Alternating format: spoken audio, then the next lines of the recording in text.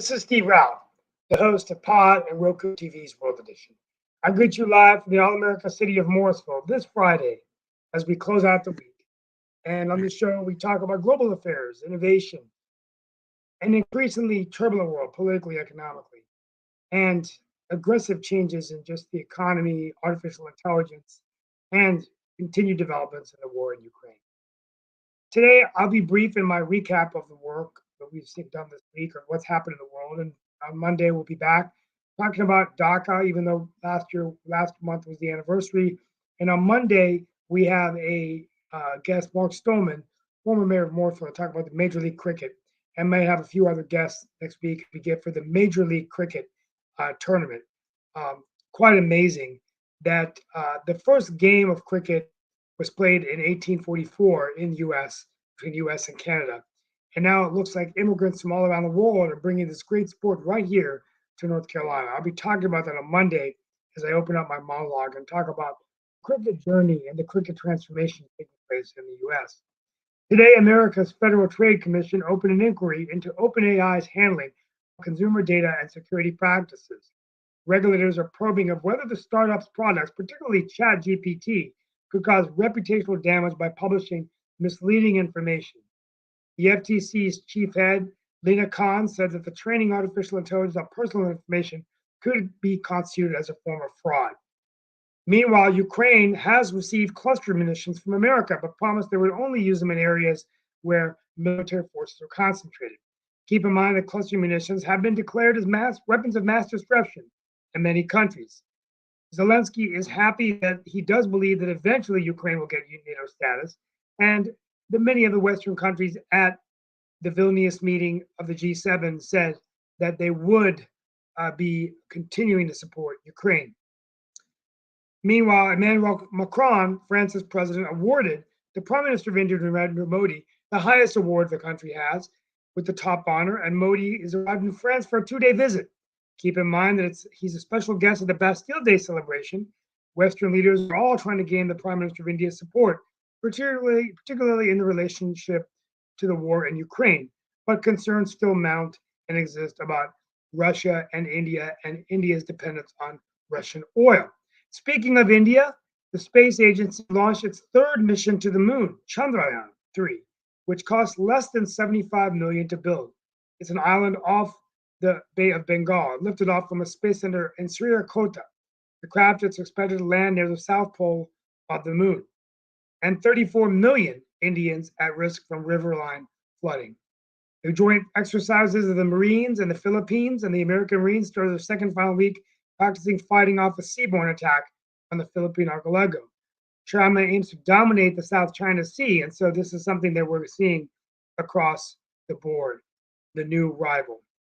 And that's really about it today. At the end of the day, I will say that because of the riots in France, there's been a hold off on the sale of fireworks, and we look forward to talking a little bit about some of these issues today.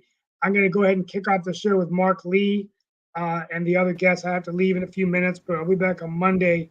We'll see who else shows up. Right now, it's just you and me. It might just be me after you leave and everything, but we'll see what happens. By the way, we were talking about the heat wave on yesterday. Well, guess what? The heat wave isn't just hitting the United States. I know that Nick was teasing us about making that a world issue and a news issue and all in that space, but apparently it's also hitting Europe because apparently they are expecting some blistering heat as well. So that was one of the things that I saw in the news was that it is definitely an issue, not just in the United States, where I know we're setting all kinds of records with the heat, and folks have got their fan and they're trying to keep their kind of coolness going, whatever that coolness is for them, how they are keeping cool. But they are saying that Southern Europe is being gripped by the Siberia's heat wave with record temperatures. So Europe is sizzling as well. So it's not just the United States that is sizzling, but also Europe also. So definitely looks like this weather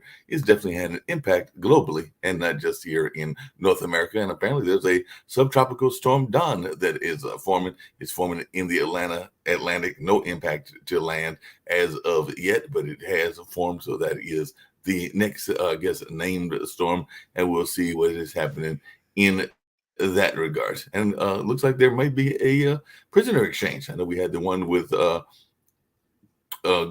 what's her name, Miss Griner from the basketball, and all along those lines, Brittany Griner, trying to remember her first name, but we had that. But now it seems that Biden is serious about a prison exchange for that Wall Street Journal reporter as well. So that apparently is under process, and we're going to see what happens and what kind of reaction comes from that. But it does look like there is talk of another prisoner exchange, and apparently Biden has said that there is no possibility of Biden winning the war. So he has already stated that there is absolutely no possibility of that happening. And some people, and maybe Sasha will come in and tell us about this, are wondering where Wagner is in this whole situation, because apparently that mercenary group, Putin has offered Wagner mercenaries the option to stay as a single unit. And some people are saying that the Wagner boss, Mr. Prigozhin, is either dead or in prison after his meeting with Putin. And it definitely looks like there are some other Russian generals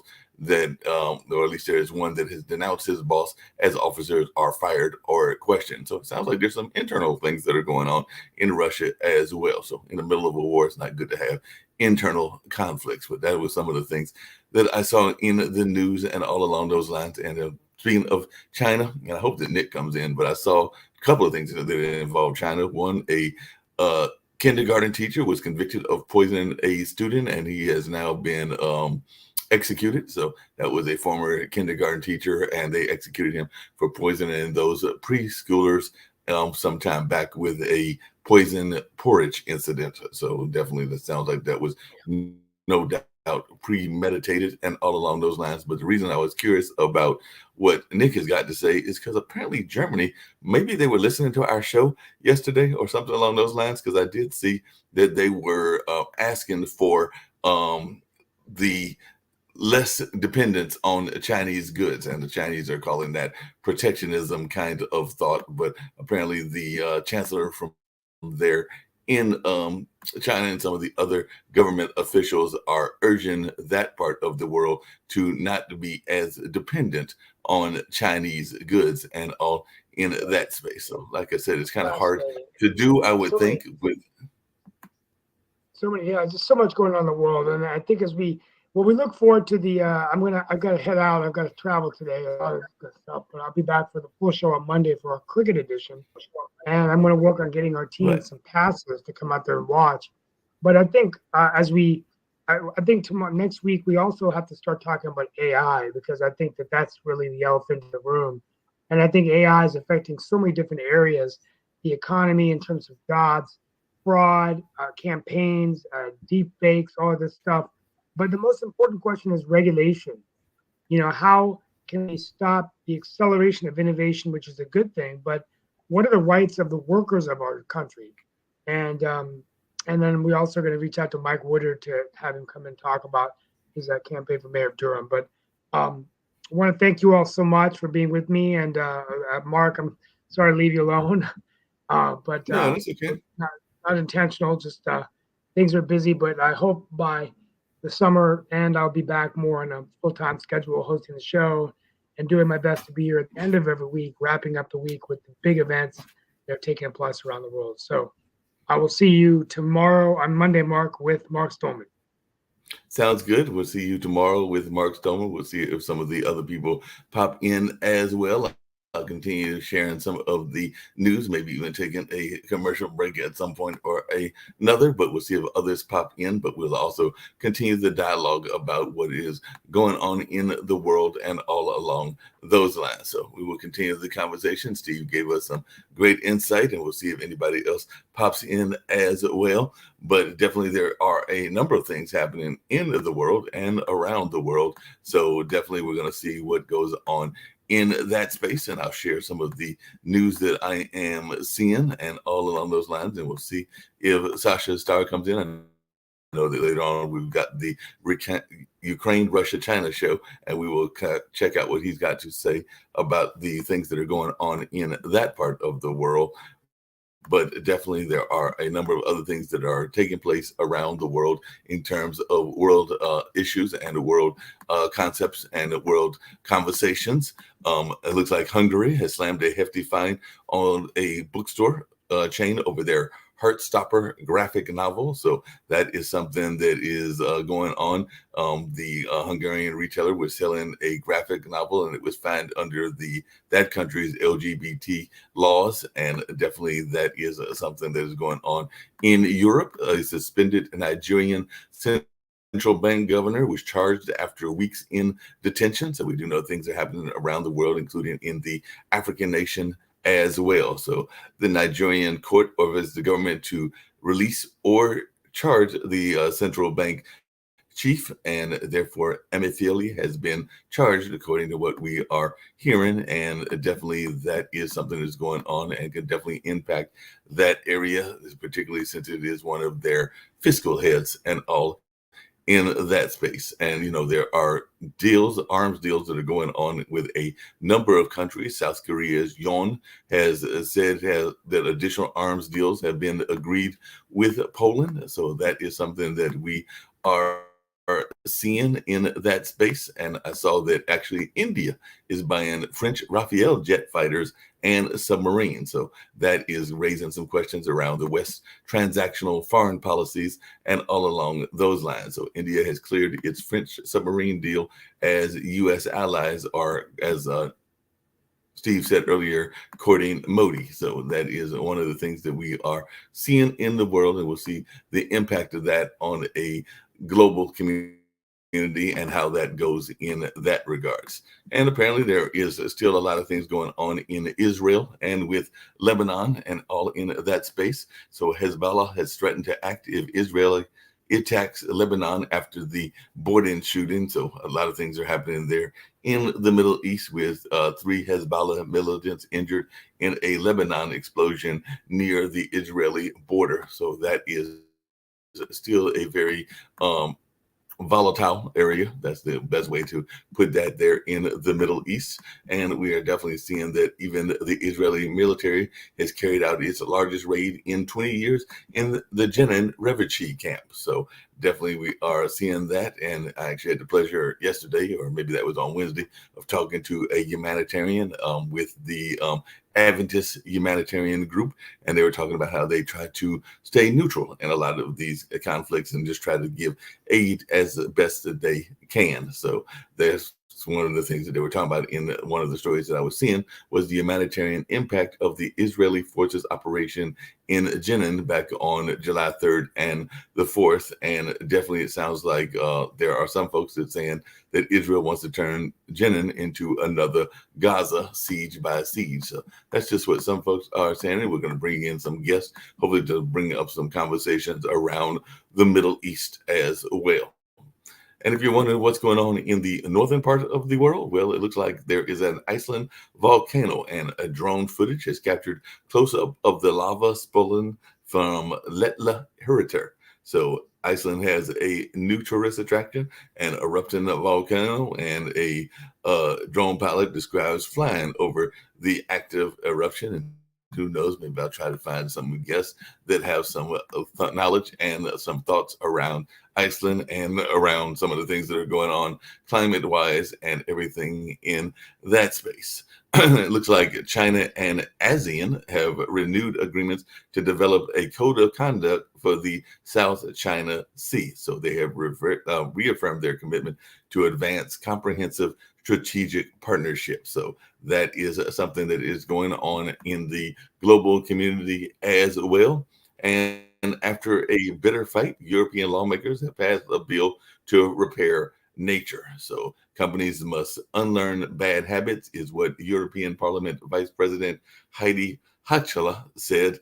And apparently some farmers are revolting against EU's historic nature restoration law. So definitely we're going to see if we can't get some people in on Pod TV from the nature of the farms, and maybe even some of the European folks that might have some thoughts about that as well. I think Steve had earlier mentioned about France. Well, UK is also going with some things around their pay and some of their pay of their important citizens. So UK government has offered millions of public sector workers pay hikes to end that strike.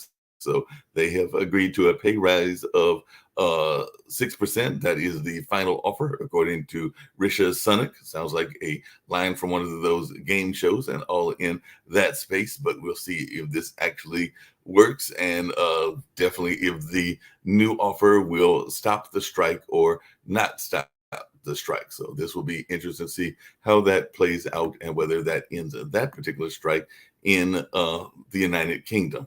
And the IMF has approached a much-awaited $3 billion payout for Pakistan, saying that that is something that is going on in terms of their economics, and we're going to see whether folks are satisfied with that agreement or not. But they have definitely said that they will approve a $3 billion bailout. That's a lot of money. I'm wondering how the rest of the world is going to take to that as well. So this is something that we're seeing in the news and around the news in general. If back in Israel, and I did mention Israel earlier, there are anti-overhaul protesters that are calling for a day of resistance for Monday and a rally near PM's or the Prime Minister's home. So the judicial overhaul threatens to block the bond between people willing to serve and the state they're serving, according to some of the protesters there, and all in that space. So we're going to see what happens in that regards and what things are going on there and in other places as well. So looks like in Uganda, Iran's president is attacking Western LGBTQ rights as ending humanity. So that is something that is going on. So definitely he is on his Uganda visit, the Iran president was praising that country's, Uganda's, harsh anti-LGBTQ laws. So he's been welcomed in Zimbabwe with anti-West songs on his last stop on his Africa trip. So it looks like he was going around to 3 of the African nations. Like I said, Uganda was one of them. Zimbabwe was another. And I'll try to find out the third as well.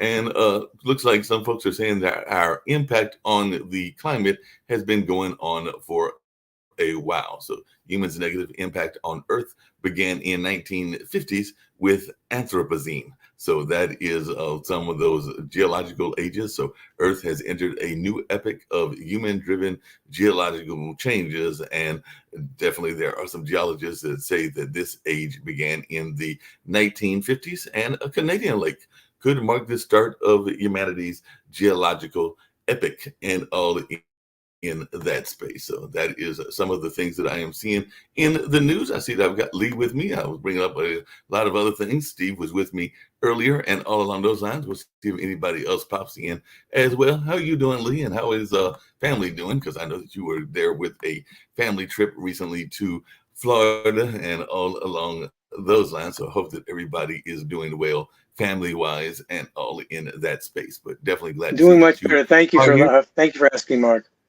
Doing much better. As a side note, get a kick out of this. My mom, when they discharged her from the hospital, they put her in rehab. There's a place down in Georgia called AG Rhodes. They have a number of rehab places. No relation. No relation at all? No relation at all, as far as I know. Well, but they're taking good care of Mom. Speaking of names and everything, I actually sent a text to one of our folks that are involved with the Pod TV network, because I saw that there was a record that was shattered. Some people would say that it was a good record to be shattered. Some people would say that it was a result of the political divisions that have been going on for a number of years and all in that kind of space. But apparently, she's done some things that people like, some things that people are still trying to figure out what she is saying and when she's saying it, because I heard attacks of Kamala's what they call word salads and all along those. She's really good at that, isn't she? One of the things that I saw recently, yes, and definitely she said some interesting things, and you're trying to figure out exactly what they mean. I'm just curious, does she make that stuff up, or do people write it for her? Because it is really good. Yeah, that's a good question. We've got to figure that out. we'll get some of Kamala's folks on and see if they can tell us. But yeah, there are some interesting things that she has said and some interesting colloquialisms and other things that she has said that you're trying to figure out exactly what that means. But what I was going to mention about one of our founders, because we have Nick Palveda and we also have Kim Calhoun. And I do know that I think Calhoun is her married name, and definitely there are different spellings of it that I have seen and everything. But one of the things that I saw was that Kamala has apparently broken the record for most breaking the ties in the Senate. So the previous record was held by a Vice President Calhoun back in the 1800s. So I actually sent her an email to find out if that was a distant relative or not a distant relative, because I saw that she had broken that record and it had been previously held by Vice President Calhoun. I want to say in like the 1820s or the 1830s. So I know she's out of pocket. Yeah, that's interesting trivia, because in general, the vice president's irrelevant because it's not evenly split on so many issues like that, and also Democrat versus Republican. But yeah, they now said that a lot of the relevant. division is the reason that she has done more of these tie breaks than ever, and she's done it in a shorter time frame because she's done it in like 2.5 years, whereas most people, I think even Mr. Calhoun that previously held the record, had done it either over 6 or 8 years, but he had done it over an extensive time frame compared to how much she has done it in, and part of that was because of the divisive nature of what is going on in our politics and all along those lines. Division negative is not always negative. A general conversation. Yeah. What are you saying? It's not always negative because it depends what the issues are. If it's for like getting rid of slavery, the fact that some people still want it and some people don't, it's a good thing that a lot of people don't want it, regardless of what the other people think. It's a good thing that people want more rights for people. So it's okay to stand up and fight back against the masses if that's the right thing to do. No, definitely. And I think a lot of people do that, including folks that fight over rights that are, some people may not like them fighting over the rights as much as others. Like I said, I have friends and acquaintances that are in the LGBT QIA community, and I don't have any problem with them fighting for their rights and everything along those lines. I sometimes think that it is very necessary to do, and all along those lines. I'm just curious, other than the Marriage Act, which I get that. I personally don't think the government has any place in marriage, period. But other than the Marriage Act, what rights are they fighting over that they don't have? We can talk about trans separately, but gays and lesbians, what rights don't they have? The big problem that's going on is you can be fired for being gay. And that's the big right. That's the big Are you problem. Serious? Yeah. Strictly for being gay? Yes. First of all, how would they know? And second of all, what do you mean? How would that affect the workplace? That's the sad part. To answer those questions, the reason that they get fired, again, you find out that they're homosexual and so on and so forth. That's been going on in a fight that they've been fighting for a while, because when they talk, they want to be put as a protected class. Well, in those protected classes cannot be fired for. You can't be fired for race because that's a protected class. You could, and that's why, it's just sad right now. This is why a lot of people in the gay community or in the LGBTQIA community do not want to be outed or do not want to share who they are because of all the rights that they lose.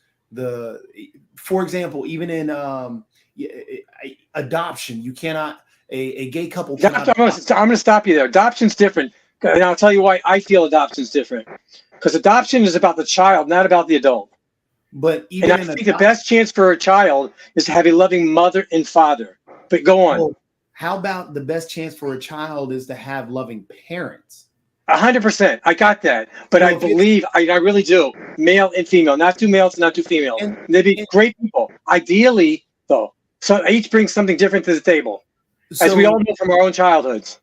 So the thing is, when we start stipulating that male and female, father and a mother and father is the best way and the only way, that's telling the child with the. I didn't say the only way. I say ideally.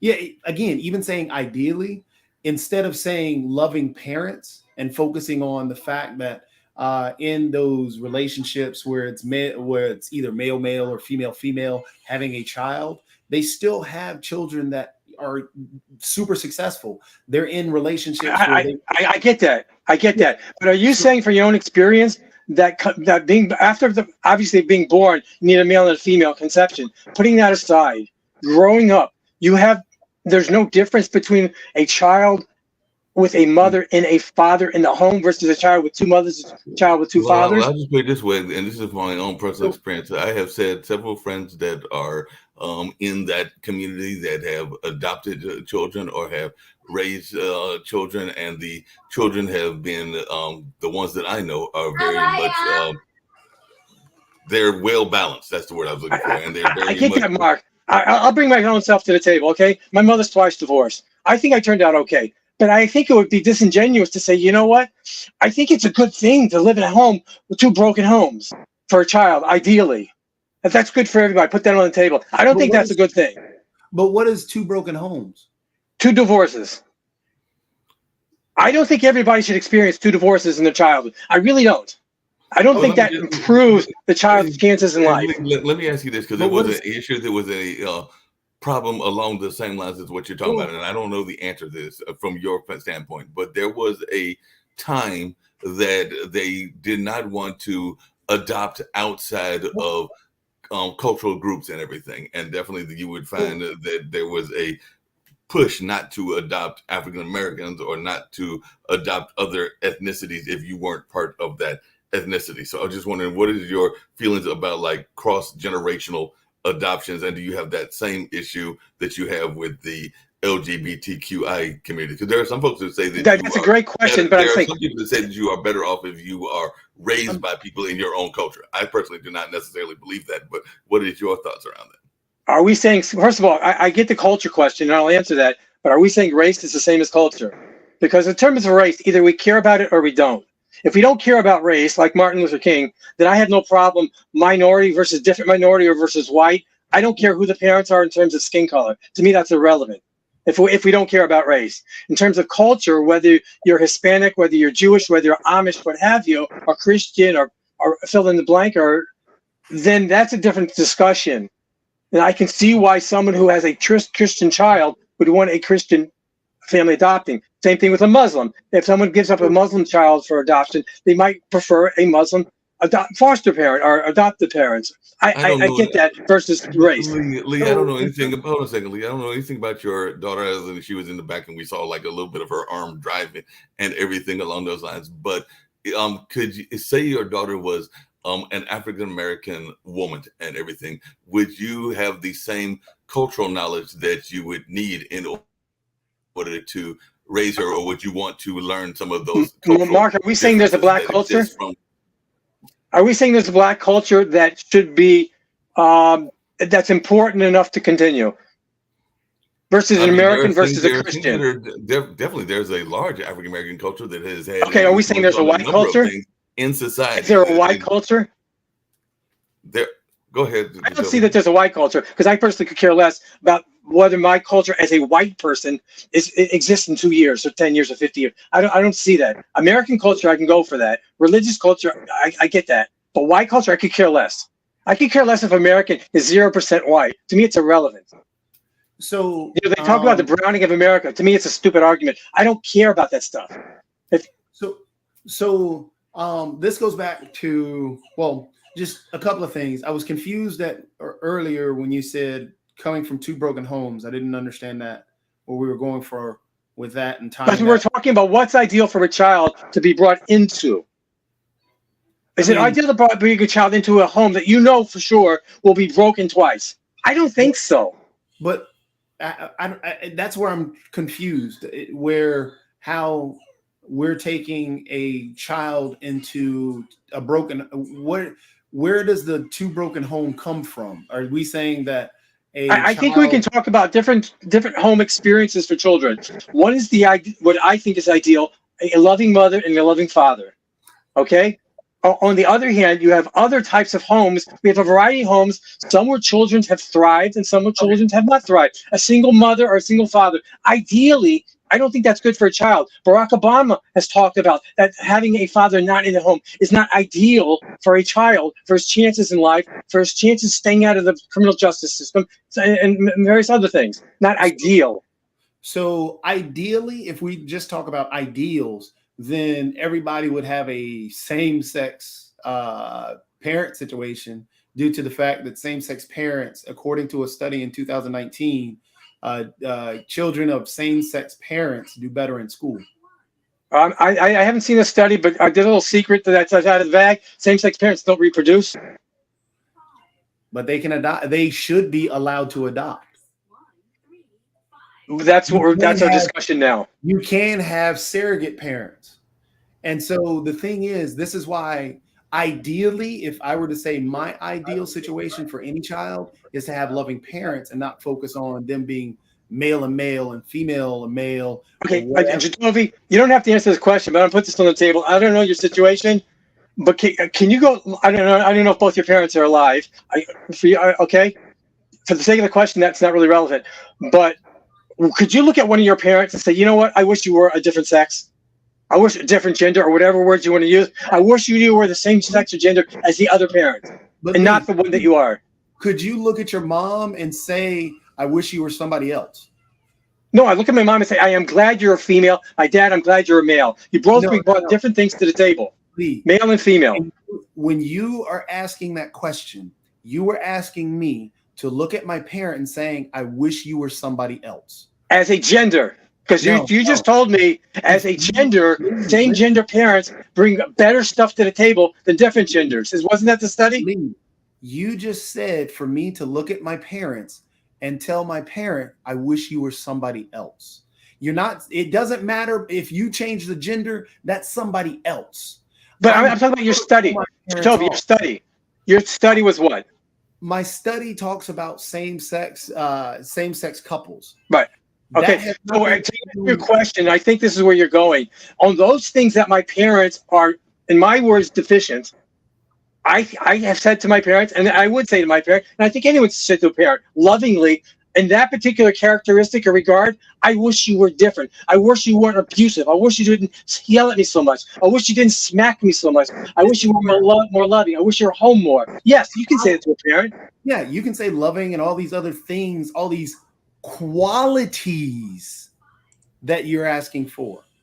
You're loving. And males and females bring different qualities, soft skills, and hard skills to the table. Is not a quality. Male and female is not a quality. That is a characteristic of that individual. That is who that person is, male or female. That is not a quality. You cannot say, I want the quality of being male. You can say, I want the quality of having better time management. I want the quality of this and that and the other thing, but not, I want the quality of being male and female. That's not a quality. So the thing is, when you're saying the loving parent, when I'm saying loving parents, being better parents, being parents, I'm not talking about gender specific. I'm talking about parents themselves. So when we're talking about ideally for me, when I see a child, I want them to have ideally the parents, the loving parents, the caring parents, be they male and female, be they male and male or female and female or transgender. It doesn't matter to me. What matters to me is it mattered to that study, did it not? The study was to provide information because people question and keep attacking the transgender and the LGBTQIA community, saying that they should not adopt. So that study disproves the fact that I'm sorry, I thought it was just gay and lesbian. I didn't know it was a transgender also in that study. Am I wrong? Well, regardless, there are... No, not regardless, it's important. So transgender, if you're transgender, you're still dealing in that male and female biome. I understand that, but that study that you talked about that said on some level having a same-sex couple is better than having a different sex couple. Did they or did they not include in the population in terms of better transgender? Transgender is still up under that same biome of male and female. That's still that mindset. So is gay and lesbian. They're also. If you're talking same-sex couples, you're talking about male and male, female and female. If you're talking about transgender, you're still talking about male and female, because How do you know? gender is different from sex. When you're talking about two genders, that's male and female. Even if I agree with what you just said, did the study include people who identified as the opposite sex? It's same-sex couples. And when it's studying the same-sex couples, it's doing it versus couples of opposite of two different genders, so male and female. So you I'm sorry, Mark, do you understand my question? I mean, I Does the understand. population include people who are fill in the blank, African American? That you could probably answer. Why can't you answer whether it included people in the population who identified as different than their biological sex? I think he did. I don't answer think that. I it think included that, but I don't. But again, That answers my question. Thank you. No. Okay. Again, I don't think it specifically says, are you transgender on the study? Reason being, because again, you're still talking about two separate sexes, a mother and a father. No, did the study say, are you gay or lesbian? Or did they just say, are you male and male? Couples, male and female, male and male, female, female. Those are same-sex couples. So in that population, two brothers would be regarded as same-sex Lee, where parents are or we whatever. going with this? Where are we going with this? You're confusing me here.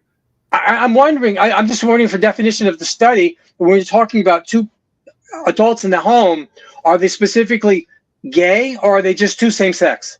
There's a difference. I'm pretty sure that the question was around same sex and everything. I'm pretty sure that's what the study was. You're I'm trying just to trying to understand the study. I'm just trying to understand the study. Lee, you're trying to pigeonhole this into something that completely makes no sense. It's simple. It's simple, Lee. To you. No. You just told me when you're having a discussion with somebody and they don't understand, they have a question, I think on a certain level, it's belittling to say to the other person, it's simple. What don't you understand? Lee, When they're asking an honest question. Lee, the thing is, it's the study is male and male, female and female. I got that. So what you're saying is, Couples. I got that. So the male and male, Not a couple. I didn't see the study. So I'm just asking you. Maybe you know, maybe you don't. Lee, when you're talking about the couple, they're in a relationship together. So I don't know why you're trying to say, well, these two best friends are living in a home together like Three's Company. It's not that. So that's answering my question then. You're saying that the male and male is strictly two people living together, not as roommates, not as family, but as gays. Couple. They're Okay, in a fine. relationship. That's all I'm asking. That's what I was putting on the table. Okay, so Some of us were brought up in families with, two uncles for whatever reason, because other people died. but that's not part of the study. They are Got in it. same-sex I just wanted to clarify that. It wasn't strictly two males. It was two males living as a loving couple. Yes. Gotcha. Yeah. So again, that's that study. So Hold on a that's second. Hold on a second. Jacoby, I think that I saw Sasha raise his hand earlier. I know Sasha had a point that he was going to make, so I want to apologize for that. I did see your hand, but then they were going back and forth. So, Sasha, do you have something you want to add? Yeah, Jacoby, please explain to me, because I'm relatively new to this subject, but I'm learning. So you're saying that transgenders, they are male transgenders and female transgenders. Is that correct? yes. Okay. Are there, let's see, same-sex transgenders couples? Probably, yes. There are two transgender males who probably fell in love with each other. Okay. I mean, And you of course, you don't mind for them to adopt 2-3 kids or so. No problem with that. as long Okay. as they're loving and treating the child. I know all the stuff. They're loving, they're beautiful people, and so on. I was, what bothered me is when you were discussing that there is a discrimination of the gays, and they can be fired and so on. So they're trying to hide their identity to avoid that. I see something different is happening. Just a few weeks ago in Toronto, there was a gay parade. and there were tens of thousands, if not hundreds of thousands, gays. I didn't even know that there are so many gays in Toronto, but in fact, there must be so many gays or so. Maybe there will be in a few years more gays than straight people. That's probably where we are going, because it's hip, it's kind of an interesting twist. Oh, you're a regular male? What, you're a jock? I'm a homosexual, and I will fight for my rights, and I will publicize the fact. So these people are going on parade, they're going to Instagrams and Facebooks or so on. So I didn't find out at all that they're trying to hide their identities. No, they're trying to promote, and they're trying to say right in your face, you're straight male, you're good for nothing. I am a homosexual. Everything, whatever I do is right. That's what's happening right now, at least what I observe. That's what you interpret. What you're talking about is pride. What does the term pride mean? What they're trying to do is take pride in themselves and show representation to kids that it is okay to be who you are. It's not a matter of saying, hey, I'm a gay male and screw all you heterosexuals. No, what it's saying is I'm proud of who I am. I will stand on my own 2 feet. You young guy, if you feel that you must hide, don't. You have friends, so you don't have to have the highest suicide rate of any community out there. You don't have to be fired for just being gay. You don't have to be arrested in Africa and other legislation that's possibly on the books in the US right now just for being in the LGBTQIA community. You don't have to be shot and killed for just being gay. You can be who you are and be accepted for who you are. And I am willing to accept you for that. That is what pride is about. It is not about telling somebody else that you suck. It's about telling others that it's okay to be who you are. That's fine, but then pride doesn't go very well together with, said earlier, trying to hide their identities. Incorrect. It does, because right now you have tens of thousands of people who cannot come out because of the mindset that you're talking about, because they're flaunting it. Well, if you think that I'm flaunting the fact that I'm okay with who I am, then you're going to be okay with firing me.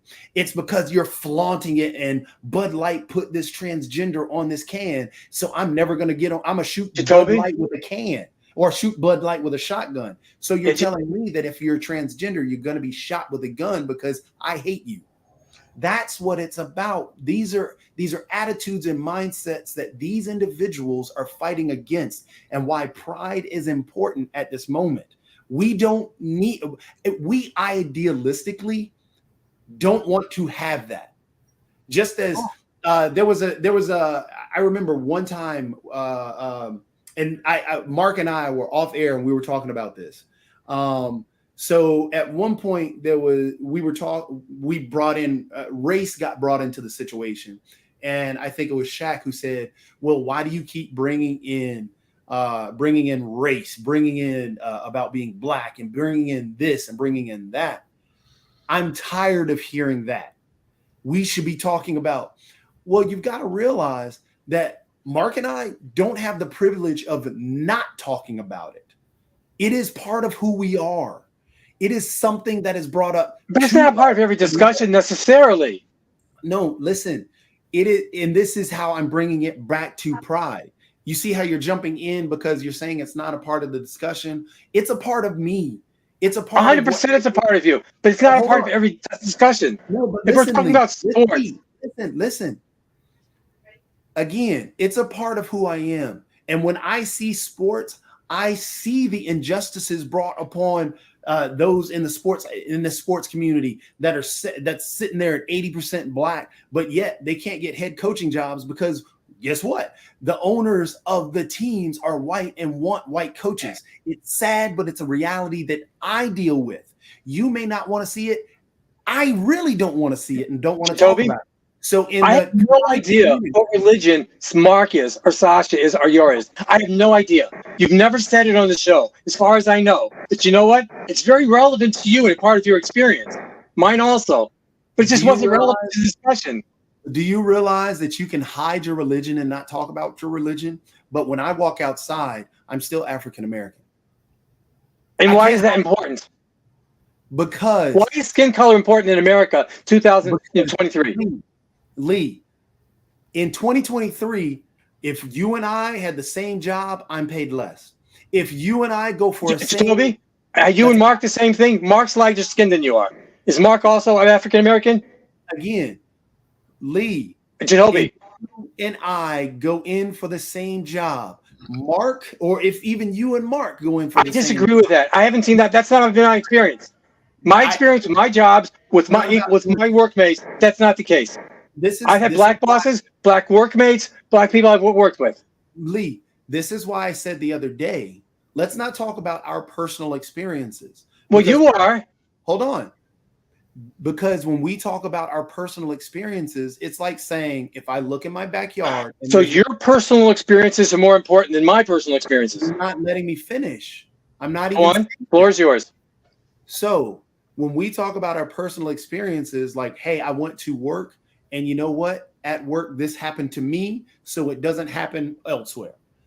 This is why I bring up the studies and talk about the studies. When I'm giving the example of, hey, if you and I'm not talking about a personal experience. I'm talking about a study. The study says that I'm paid 70% less. The study says that I receive 70% less. The study You're telling me a black American is paid 70% less than a non-black American in America today for the same job, same experience, same. Go on, Sasha. Question: who ordered and paid for this study? Because each study is always done according to whoever pays for it and orders it. So where's the data man? I would dismiss this study, at least in my experience, in my younger days when I was. So you're gonna before you even continue, you just did exactly what I said not to do. You're saying because of my personal experience, I'm dismissing this study. Now tell me, let's change that. Tell me the study that you've done to disprove it. I don't believe in studies because studies are ordered and paid by social and different interest groups, and whatever they want to put in their studies and prove their points, that's how study will be conducted. And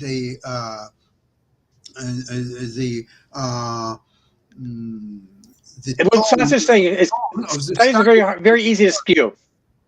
But I would be curious if you could send me the links, Shelby. I appreciate that. There's the Black Farmers link, how they receive. No, just send me one link. That's all, or one article within the last year or two. That one was in 2022. This one's in 2020. I'd appreciate if you could send me the link. Email it to me. That's what I'm doing right now. Thank you. And there were a couple of studies.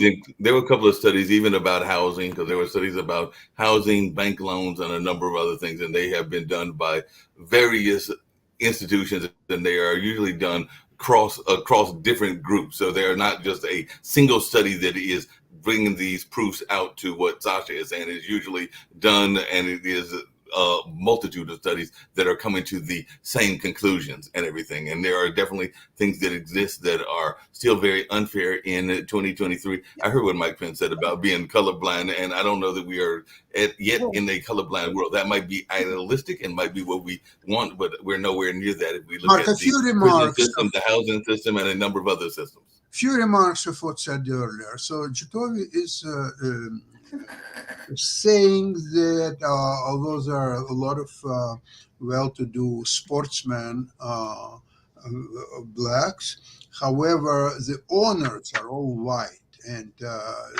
I would like to present to you a case where there are a lot of black, very successful sportsmen, entertainment, the media personalities and so on, that each of them could easily buy 1, 2, 3 sport teams. They elect not to do it. Maybe that's not, after all, it's not such a great investment. Maybe they know better and more than the white owners, so-called. It's open. Just go make your bid. Sasha, it doesn't work that way. Sasha, why not? Sasha, why do you think they elect Sasha? Sasha, the reason it doesn't work that way, you're saying, for example, in the NFL is the number one sport in the U.S. right now, by far. And you're saying that a rich black athlete should just buy a couple of teams or just start their own NFL. Do you realize how many people have tried? The Rock himself right now is trying to push the XFL, which should close in another 2 years because it's not as successful. It's not the matter of, and they don't get the opportunities. Sean Puffy Combs is still trying to buy a team. Jay-Z bought into Brooklyn, but you know who else owns the Brooklyn Nets? A super rich, super wealthy Russian guy. Well, he sold his interest. So again, you have these. No, check it out, please. He sold his interest long time ago. He's no longer the owner of the Brooklyn Nets. Yeah. All right, who owns the Brooklyn Nets? I have no idea. So again, I mean, you have a lot of the NBA is where inroads are made in the minority hiring, because if you look at the number of coaches that are there and the minority ownership and stuff like that, that's where some inroads have been made. In the NFL, it's not even close. Don't even talk about the NHL or or MLB. And the MLB is dominated by Hispanic players, and they struggle to get the representation in that area. So it's one of those things. We just have to be honest, and we have to be open. And we want the colorblind society, but I disagree with the colorblind society because I think we're looking at it backwards. Earlier, Lee, you said that you don't care about race, but we should. Earlier, because it should be celebrated. We should be celebrating each other's race, wanting to learn about each other's race and culture, and wanting to. When you're saying race, you're defining race strictly as skin color? Race and culture. Race includes. No, I get that. I'm saying that. But I'm talking about skin color. Why do we care about skin color? Do we have a palette of colors that someone from Nigeria, let's say, is very, very dark, is considered to be black, versus me considered to be, or Sasha, white, and everybody in between, we grade them, what percent from 0 to 100, and then we define them based on that, where they fit in the box? No, why? You're acting black, you're acting white, you're out of your box? Do we say that to people? Why can't we celebrate the individuals rather than demean them? No, I get that. We should celebrate individuals. But why do we care about hair color, eye color, skin color? Why do we care about that? So the blondes go to the right, the brunettes to the left? Here's the thing. When a dude has this massive beard that everybody, sits there and looks at and says, oh, man, that's a cool beard. I want to know the story behind the beard. Why can't we treat get to a point, instead of going colorblind, treat skin color the way that is? Okay, but we don't put people with beards on one side and those without beards on the other. You're talking about boxes for us, facial mustaches, beards, or skin clean shaven. We don't care about that in this show. You're talking about demeaning and disrespecting. I'm saying celebrate. Why can't we celebrate that? I should be celebrated more than you because I have more facial hair? If I enjoy your facial hair, why can't I say your facial hair is nice? If I think you can say that, but why would we, as a society, would you care? If I want to grow it, fine. I don't, fine. I want to shave my head. You're taking it in a different. Listen to what I'm saying. If I can say I like your skin tone, I like your beard. Oh, it's so cool. Why can't we get to a point, instead of colorblindness saying, well, you're just this ambiguous color? Why can't we get to a point? Well, your skin tone is so cool. How did you get your skin to look that way? Why can't we get to that point where it's celebrated? But that's different than as a society putting it into structure, hiring practice and employment. Again, colorblindness is what you're talking about. Colorblindness is what I'm saying we should get past and go to a point where we should celebrate these individuals. We should be able to enjoy what they look like and say, your skin tone looks great.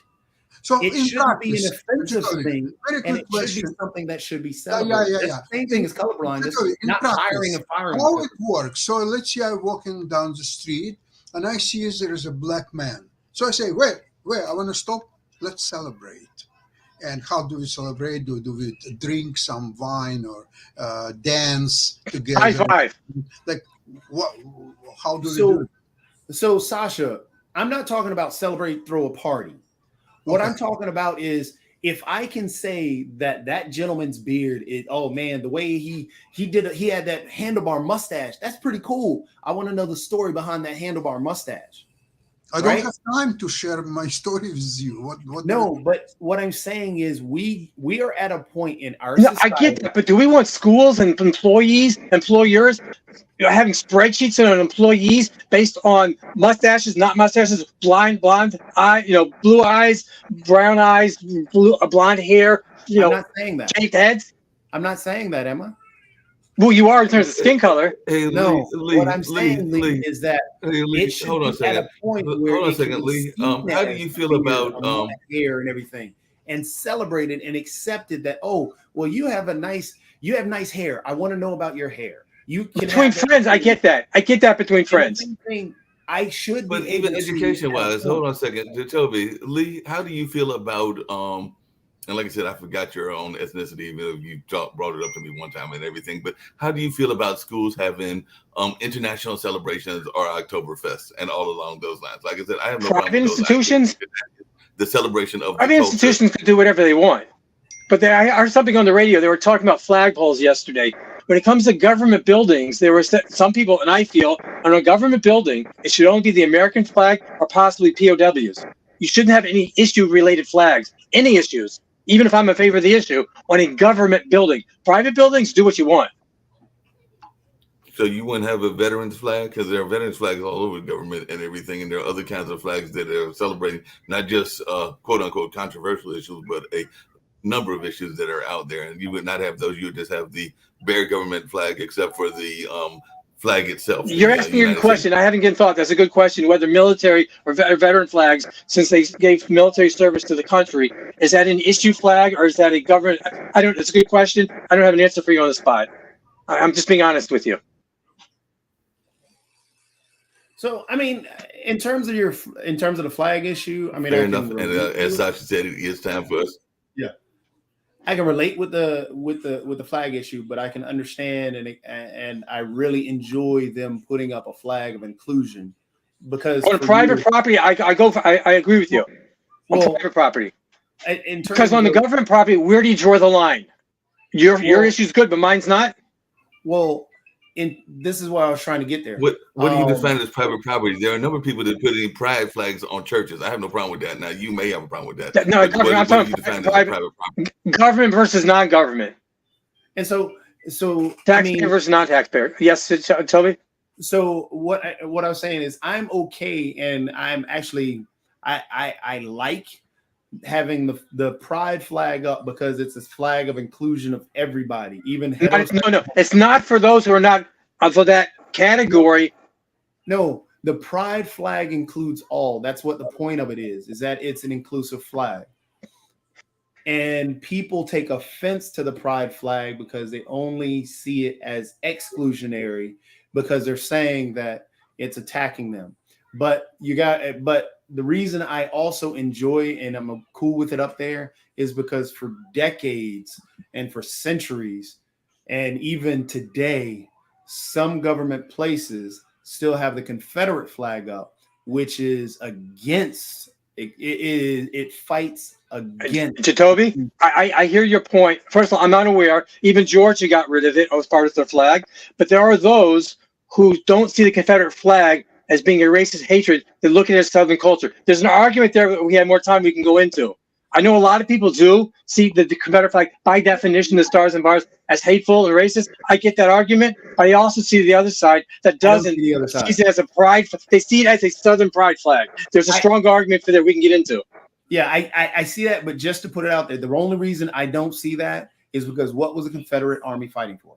But there are those people who have Southern pride, and we can go on another show about this. I think it's worthy of talking about. Yeah, But the most people are on your side of the camp. I mean, the Confederate Army was fighting to keep me in chains, so it's not. They're also fighting for states' rights with the 10th Amendment, and we can. I was property according to the state. The state's rights. I get that. I am no way acknowledging that slavery was right. You're not going to get me to do that because I agree with you on that one. So that's what I'm saying. I can't see the other side because the Confederate Army was literally fighting to keep me in chains. They were also fighting for other reasons also. No, and states' rights was a big part. It was. You may not have been taught that. You may not have been taught that, but for a lot of people it was. No, it's actually in the document that that's what they were fighting for with slavery. Mark, we have to continue this on another show. Yeah, It's been a pleasure. This is why I love having you here, Lee. We can disagree, we can talk. I love it. Quick conversation on Monday. And Jacoby, I just want to follow up on that. And I think that is a sorry state of affairs for America, where people, even if they think the other person is dead wrong, they can't smile and say, you know what? I love you. I think you're wrong, but I love you. Yeah. See, Lee, and like I said, when you come to Durham, we're hanging out. We're going to come back again during daytime. All right. Y'all take care. Have a good weekend. God bless. You too. Sounds good. On that note, we're going to get out of here. I know we got the Ukraine, Russia, China show. Oh, Mark froze. Someone can get us on that. Mark, we have 30 seconds. Yeah, froze.